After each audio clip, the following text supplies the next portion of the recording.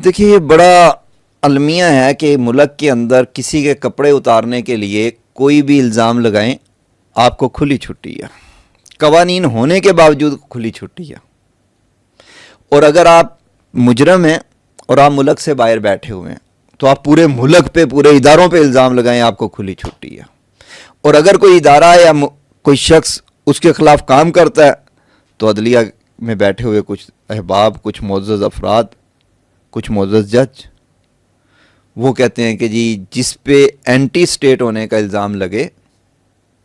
وہ محب وطن ہوتا ہے۔ تو وہی محب وطن جب آپ کے کپڑے اتارتا ہے تو اس وقت وہ محب وطن کیوں نہیں ہوتا؟ اس وقت اس پہ تکلیف کیوں ہوتی ہے؟ ایف آئی اے کے اشتہاری لوگوں نے کوئی نیوز ویب بنائی ہوئی ہے، انہوں نے ایف آئی اے کے خلاف ایک رپورٹ بنائی، اس میں مجھے بھی انہوں نے رکھا اور انہوں نے کہا کہ جناب ایک خبر چلی ہے، وہ سورس کو انفارمیشن دی گئی ہے ایک رپورٹ کے ذریعے، وہ انفارمیشن رپورٹ اور یہ سورس جو ویب ہے اس کا آپس میں کنیکشن ہے، جو وہ بات کر رہے ہیں وہی یہ بات کر رہا ہے۔ اس کے اندر یہ الزام لگایا گیا کہ میں نعوذ باللہ نبی صلی اللہ علیہ وآلہ وسلم کی توہین کا الزام لگا کر لوگوں سے پیسے لے رہا ہوں۔ آپ نے بڑی اچھی بات کی، پورے پاکستان میں کوئی ایک درخواست اس وقت تک نہیں ہے میرے خلاف کہ میں نے کسی سے پیسے لیے، پورے پاکستان میں درخواست نہیں لی ہوگی، استغاثہ بھی نہیں ہے،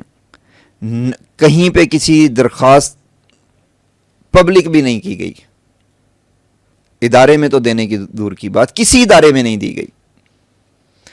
وہ وزیر اعظم پورٹل بنا ہوا ہے، اس پہ کوئی بندہ کچھ لکھ سکتا ہے، اس پہ بھی نہیں آئی ہوئی۔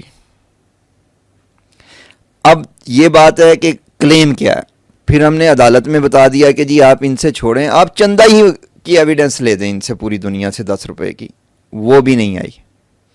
23 دن ان انٹرپٹڈ سنا گیا، ہر چیز وہاں بیان کی گئی، لیکن بزنس کے کوئی 1 روپے کی ایویڈنس نہیں دی گئی۔ دوسرا آپ کا تھا کہ مجھے کیا آفر بھی ہوئی ہے یا نہیں ہوئی، بہت سی جگہوں پہ ہوئی، بہت سے لوگ ایسے آئے، یہ لاکھ اور ہزار کہہ رہے ہیں، ہمیں اربوں میں آفر ہوئی، لیکن کیا سرکار دو عالم صلی اللہ علیہ وسلم کی حرمت اور ان کی قیمت ہمارے دل کے اندر ارب روپے ہی ہے کہ ہم وہ بیچ دیں گے؟ ہمارے خون سے زیادہ ان کی قیمت ہے پسینے کی، ہماری زندگی سے زیادہ ان کے ایک سانس کی قیمت ہے، ہم اپنی لاکھوں زندگیاں قربان کر دیں گے ان کے ایک سانس کے لیے۔ میرے آپ کو ایک مثال دے دیتا ہوں، میرے بہت ہی قریبی عزیز ہیں، وہ ایک بار میرے پاس آئے، پہلے ان کا کوئی جھگڑا چل رہا تھا اپنے والد سے، میں نے ان سے ڈسکنیکٹ ہوا تھا، وہ آئے اور ملے مجھے اور انہوں نے کہا کہ میری وائف کے ساتھ کچھ لوگ کنیکٹڈ ہیں جو کہ بلاسفیمی میں آپ لوگوں نے پکڑے ہوئے ہیں، میرے ساتھ بھی رابطے میں ہیں، کچھ بیرونی ایجنڈے پہ جو این جی اوز ہیں، جو ان کا تھا کہ بہت اچھی این جی اوز ہیں، وہ بھی رابطے میں ہیں، وہ ان لوگوں کو چھڑوانا چاہ رہے ہیں اور وہ آپ کو منہ بولی قیمت دے دیں گے، آپ کا بھی بھلا ہوگا، ہمارا بھی بھلا ہوگا۔ اس کو میں پہلے دیکھتا رہا کہ یہ کیا بات کر رہا ہے، اس کے بعد میں نے اس کو صرف اتنی بات کی کہ آپ میرے پاس سے چلے جائیں۔ میں نے ان کا نمبر اسی کے سامنے ڈیلیٹ کیا اور اس کو کہا کہ آج کے بعد میرا تمہارے ساتھ کوئی رشتہ داری نہیں، کوئی تعلق نہیں، نہ تمہارے ساتھ، نہ تمہاری بیوی کے ساتھ، نہ کسی اور کے ساتھ۔ جو شخص، اور یہ بڑا واضح کہتا بھی رہا ہوں، کہہ بھی رہا ہوں اور کرتا بھی رہوں گا، جو نبی صلی اللہ علیہ وآلہ وسلم اور حرمت رسول پہ سودے بازی کرے، وہ بیٹا ہو، وہ بھائی ہو، وہ رشتہ دار ہو، نہ اس سے پہلے کوئی تعلق تھا، نہ آج تعلق ہوگا، نہ آئندہ تعلق ہوگا، تعلق کی بنیاد ہی سرکار دو عالم صلی اللہ علیہ وسلم ہوں گے،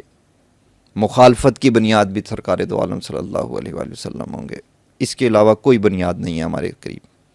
کسی نے میرے بارے میں کہا، وہ قابل معافی ہو سکتا ہے،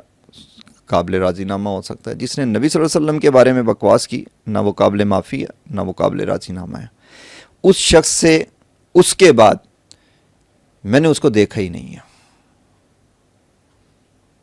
اور میرا اس سے کوئی تعلق نہیں ہے. وہ دوسرے گروپ سے ملے, وہ کسی گروپ سے ملے, مجھے اس کی کوئی پرواہ نہیں ہے. میرے مخالفین سارے اکٹھے ہو جائیں, مجھے اس کی کوئی پرواہ نہیں ہے. ساری پاورز میرے خلاف اکٹھی ہو جائیں, مجھے اس کی کوئی پرواہ نہیں ہے. میں جن ہستیوں کو مانتا ہوں ان میں صلاح الدین ایوبی بڑا مقام رکھتے ہیں, اور ان کا فرمان ہے کہ جب دشمن سب اکٹھے ہو جائیں تو لڑائی کا مزہ تبھی آتا ہے, کیونکہ ڈھونڈنے نہیں پڑتے پھر. تو انشاءاللہ ہمیں بھی ڈھونڈنے نہیں پڑیں.